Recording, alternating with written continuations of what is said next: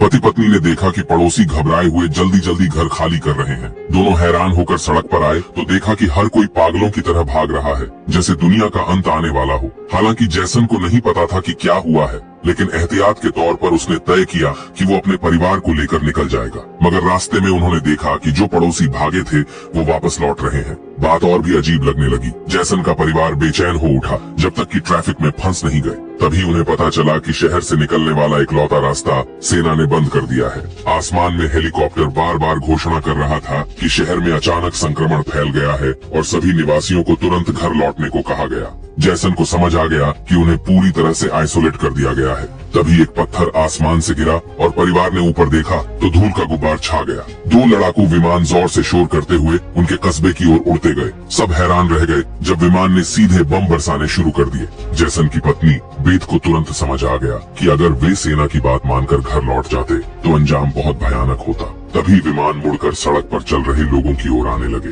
सबको अब समझ आया कि सेना सबको मारना चाहती है। बेथ ने पहाड़ी पर स्कूल देखा और तुरंत परिवार को लेकर चढ़ाई शुरू की। पीछे से विमान दूसरी बार बमबारी शुरू कर चुके थे। अच्छा हुआ कि वे तेज थे और धमाके की लहर से बच निकले।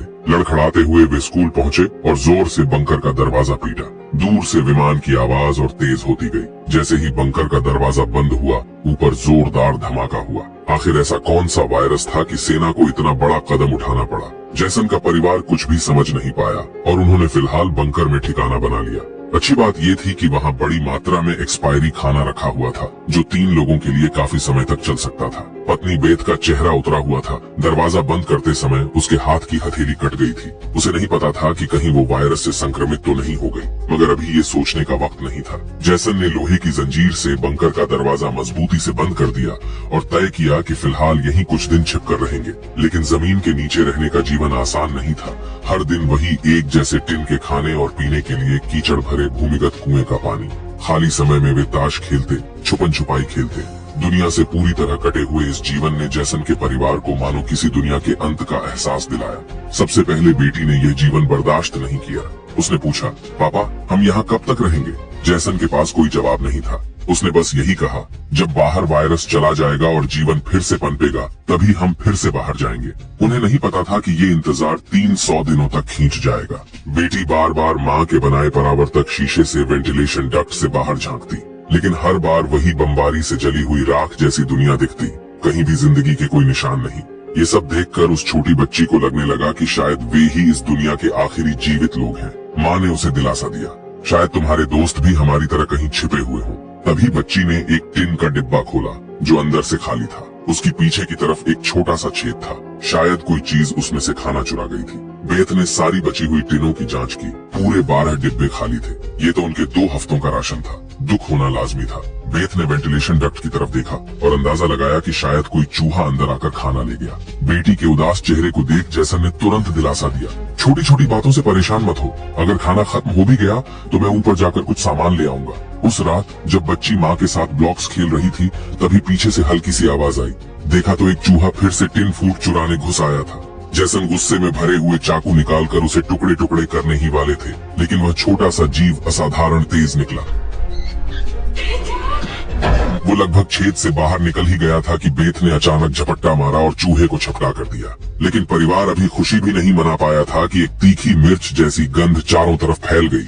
असल में चूहा भागते समय तेल का लैंप गिरा गया था जो अब जलने लगा। जैसन उसे बंद करने दौड़ा, लेकिन जलते हुए लोहे से हाथ जल गया और वो चिल्ला उठा। तापमान बढ़ता गया और अंत में लैंप का ढक्कन फट गया, जिससे उसमें भरा केरोसिन फैल गया और आग भड़क उठी। बेथ ने पर्दा फाड़कर आग बुझाने की कोशिश की। जैसन ने पत्थर की नल से आधी बाल्टी पानी निकालकर आग पर डाला। पति पत्नी की कोशिशों से आग पर काबू पा लिया गया।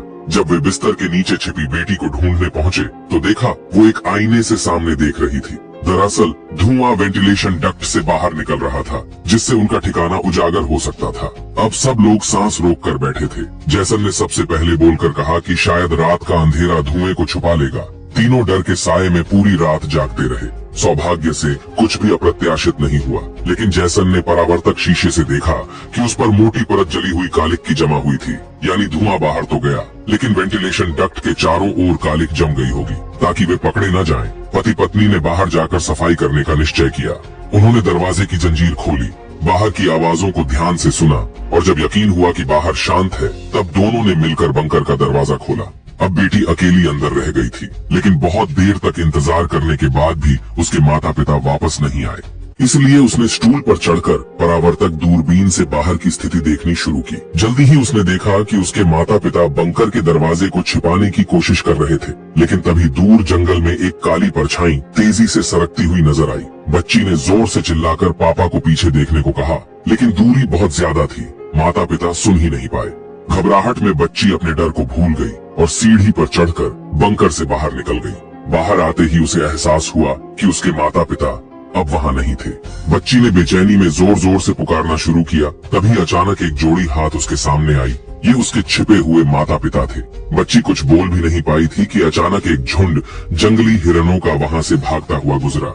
हालांकि वे तीनों बाल बाल बचे, लेकिन बेत की चिंता और बढ़ गई। इन हिरणों का इस तरह भागना जरूर किसी खतरनाक चीज से बचने की कोशिश थी। सबको खतरे का अंदाजा हुआ और वे तेजी से वापस बंकर की ओर भागे। जैसन ने लकड़ी की पट्टियों से बंकर का दरवाजा बंद किया और लोहे की जंजीर से उसे कसकर बंद कर दिया। सुरक्षा सुनिश्चित होने के बाद उसने सबको शांत रहने का इशारा किया और खुद पूरी एकाग्रता से बाहर की आवाजें सुनने लगा। ऊपर से वाकई में साफ साफ किसी के कदमों की आवाज आ रही थी, जैसे कोई वहाँ की असामान्य स्थिति भांप चुका हो। वो किसी चीज की तलाश में लगातार बंकर के ऊपर इधर उधर घूम रहा था। छोटी बच्ची डर के मारे फूट फूट कर रोने लगी। बेथ बस उसे चुप कराती रही, कहती रही कि अगर आवाज बाहर तक गई तो सब खत्म हो जाएगा। जैसन तुरंत आगे आया और बच्ची का ध्यान भटकाने की हर कोशिश करने लगा। धीरे धीरे बच्ची शांत हो गई। बेथ की नजर वेंटिलेशन डक्ट पर ही टिकी थी और उसके दिल की बेचैनी बढ़ती जा रही थी। अचानक ऊपर से जोर की टक्कर की आवाज आई और फिर भारी कदमों की गूंज। जैसन ने आवाजों का पीछा किया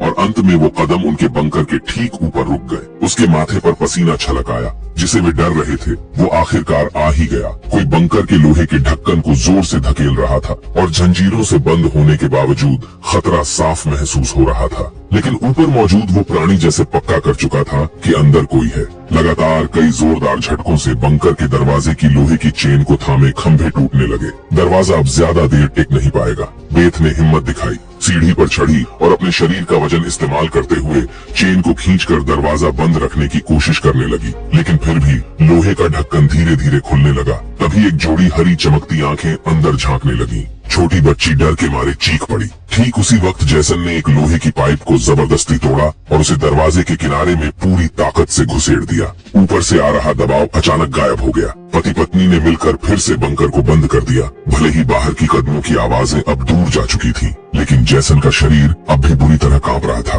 वो कभी सोच भी नहीं सकता था कि बाहर की दुनिया में न सिर्फ बेरहम सैनिक थे, बल्कि खतरनाक राक्षस भी घूम रहे थे। परिवार सीढ़ियों के पास बैठा हुआ पूरी तरह निराश था, क्योंकि अब उनका ठिकाना उजागर हो चुका था और किसी भी वक्त नए हमलों की आशंका थी। वाकई ज्यादा समय नहीं बीता कि भंडार कक्ष की अलमारी हिलने लगी और ऊपर से फिर तेज कदमों की आवाजें सुनाई देने लगी, मानो हजारों जीव उनके सिर पर दौड़ रहे हों। फिर वो सभी बंकर के दरवाजे पर इकट्ठा हो गए और जबरदस्त हमला शुरू कर दिया। इस बार की ताकत पहले से कहीं ज्यादा थी। मजबूत लोहे का दरवाजा टूट गया और अंधेरे बंकर के मुहाने पर अनगिनत आंखें चमकने लगी। जैसन का परिवार डर के मारे पीछे हटता चला गया, लेकिन वे इन राक्षसों के कदम नहीं रोक पा रहे थे। जैसन ने अपनी तेल की लैंप फेंक दी और भंडार की अलमारी को दरवाजे पर अड़ा दिया, पर ये सब ज्यादा देर नहीं रोक सकता था। तभी बच्ची को जमीन की ओर खुलने वाला एक वेंटिलेशन डक्ट दिखाई दिया। जैसन ने ताकत से उसे तोड़ा और पूरी शक्ति लगाकर अपनी पत्नी और बेटी को बाहर की ओर धकेल दिया। लेकिन जब खुद बाहर निकलने की कोशिश की तो तंग जगह के कारण वो अटक गया। राक्षस बंकर में घुसने ही वाले थे। इस पर जैसन ने अपनी ही बांह मरोड़कर तोड़ दी। बेथ बिना समय गंवाए पूरी ताकत से जैसन को बाहर खींचने लगी। जैसन जैसे ही बाहर निकलने ही वाला था, एक विशाल पैर आखिरकार आग की दीवार को पार करता हुआ आगे बढ़ा और जैसन को जकड़ लिया। अब भाग निकलने की कोई उम्मीद नहीं थी। जैसन ने पत्नी से कहा कि वो बेटी का ख्याल रखे और अगली ही पल वो राक्षस द्वारा बंकर में खींच लिया गया। बेथ और बेटी निराशा में सुरंग की ओर दौड़ी। नीचे से अब भी जोरदार संघर्ष की आवाजें आ रही थीं। बेथ जानती थी कि उसका पति उन्हें समय देने के लिए लड़ रहा है।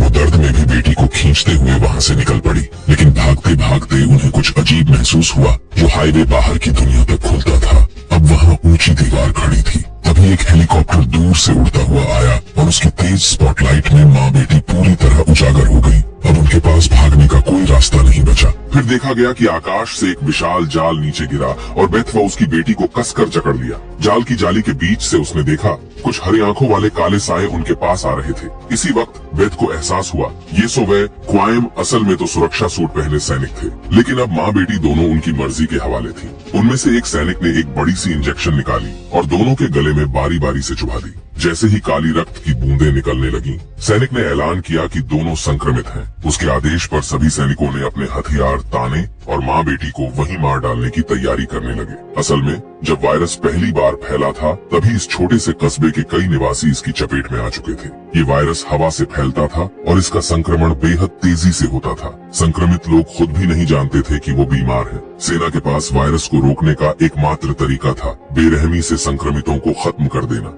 जब बेथ ने देखा कि ये सैनिक उसकी छोटी बेटी को भी नहीं छोड़ने वाले तो वो पूरी तरह गुस्से में आ गई। उसके चेहरे पर काले निशान उभरने लगे, लेकिन इससे पहले कि वो कुछ कर पाती, एक सैनिक की गर्दन से खून का फव्वारा फूट पड़ा। वो कोई और नहीं बल्कि मौत से लौटकर आया जैसन था। इस समय उसने धीरे से अपनी आंखें लाल कर लीं। शरीर की ताकत भी सामान्य से कई गुना ज्यादा हो गई। स्पष्ट था कि जेसन संक्रमण के बाद वाले रूप में बदल चुका था, लेकिन वह गर्म हथियारों की गोलियों को नहीं रोक पाया और जमीन पर गिर गया हाँफते हुए। अच्छा ये हुआ कि इस झड़प के दौरान बास और उसकी बेटी जाल से निकलकर भागने में सफल हो गई। सैनिक इधर उधर बिखरकर उन्हें ढूंढने लगे, लेकिन उन्हें यह अंदाजा नहीं था कि अब बास भी एक राक्षसी रूप में बदल चुकी थी। उसने कुछ सैनिकों को तुरंत मार गिराया, पर फिर खुद भी गोली लगने से कार की छत पर गिर पड़ी। अंधेरे में छुपी उसकी बेटी ने ये सब देख लिया। अपने माता पिता की हालत देखकर वह भी गुस्से में आकर रूपांतरित हो गई। एक छलांग में उसने एक सैनिक को गिरा दिया और उसे मारने ही वाली थी कि बास ने समय रहते उसे रोक दिया। वह नहीं चाहती थी कि उसकी बेटी भी एक दरिंदा बन जाए। उसने उसकी भावनाओं को शांत किया। धीरे धीरे लड़की की नसों की हरियाली गायब हो गई और वह फिर से इंसान में बदल गई। लेकिन सैनिक की किस्मत इतनी अच्छी नहीं थी। उसकी सुरक्षा ढाल टूट चुकी थी और वह धीरे धीरे वायरस से संक्रमित हो गया। अफसोस की जेसन की हालत बहुत गंभीर थी। उसने बेटी के चेहरे को देख अपने चिरपरिचित अंदाज में विदाई दी और हमेशा के लिए आंखें बंद कर ली। उसी वक्त एक और हेलीकॉप्टर आ गया। बास अपनी बेटी को लेकर भागी। कबाड़ के ढेर में छुपते हुए उन्हें एक गुप्त भूमिगत सुरंग दिखी। तभी एक रोशनी उन पर पड़ी। देखने पर पता चला कि सामने पड़ोस का वह छोटा लड़का था। वे उसके पीछे चल पड़े और एक मोड़ पर उन्हें एक भूमिगत तहखाने का दरवाजा मिला। वहाँ बहुत सारे परिचित लोग छुपे हुए थे। असल में बहुत से बचे हुए लोग वहीं पर थे। जिंदा रहने के लिए वे अंधेरे में चूहे जैसे जीवन जीने को मजबूर थे। मुख्य किरदार का परिवार हर दिन उन राक्षसों से भाग रहा था, लेकिन सच में वे खुद सामान्य लोगों की नजर में राक्षस बन चुके थे। अगर उनकी बातचीत पर ध्यान दिया जाए तो लगता है उन्हें पहले से पता था कि वे संक्रमित हैं, और यह भी कि गुस्से में वे रूपांतरित हो जाते हैं। इसी वजह से वे बार बार अपनी बेटी से कहते थे कि गुस्सा मत करना। तो दोस्तों, आज की कहानी यहीं खत्म होती है। अगर पसंद आई हो तो जुड़े रहे, अगली बार फिर मिलेंगे।